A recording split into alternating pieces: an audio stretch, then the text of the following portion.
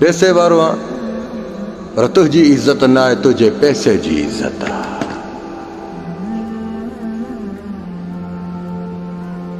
तूं पैसे वारो न, तुंहिंजी इज़त न आहे, तुंहिंजे पैसे जी इज़त आहे। जॾहिं पैसो इहो तोखां हलियो वियो, इहे साम्हूं इज़त ॾियण वारा ख़ुदा जो कसम भरी महफ़िल में तुंहिंजी चर्चा हलाईंदा, भरी महफ़िल में टहक ॾेई खिलंदई।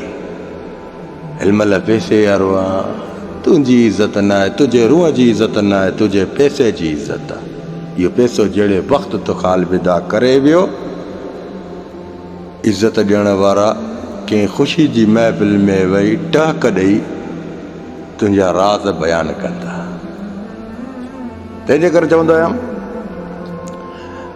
रब जेकॾहिं तव्हांखे माल मिल्कियत नवाज़े त अॻिलनि खां लिकायो, पाण खे सुञाणियो। अॻिला तव्हांखे पैसे जे करे तव्हांखे इज़त ॾींदा, तव्हांजी आॾो निवड़ी मिलंदा, तव्हांखे पेरे पई हथु ॾींदा, तव्हां सां बाक़ाइदे परे खां ईअं इहे रड़ियूं करे सलाम कंदे, रड़ियूं करे ख़ुदा जी इज़त जो कसम। वरी जॾहिं सुनियो टरड़ गीदनि जो ख़ाली पाण मवाली थी वेंदे, परे खां बि ॾिसंदे न तकड़ में घिटी मटाए वेंदे त मथां ॾिसी न वठे, कुझु घुरी न वठे। यकीन कयो,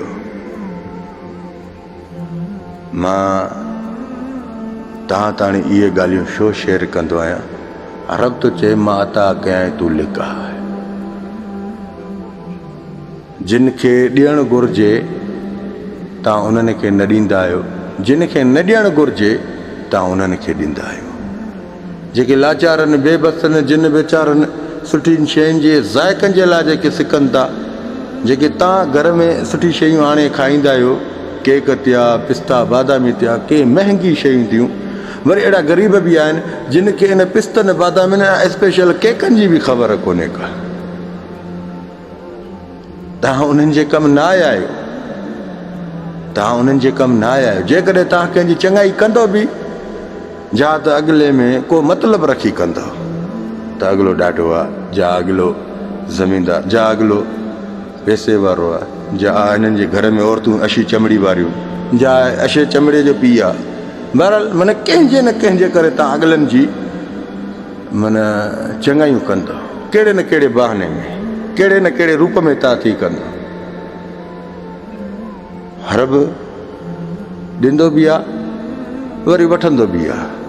जॾहिं ॾींदो आहे त तोॾे फोकस ॾींदो आहे त तूं कहिड़े कमनि में लॻे थो, वरी जॾहिं खसींदो आहे त तोखे पंहिंजी औकात यादि ॾियाराईंदो आहे त जहिड़े टाइम था कयो मां उन टाइम तूं छा कयो, जहिड़े टाइम खसियो थी मां हाणे तोखे छा थियो आहे।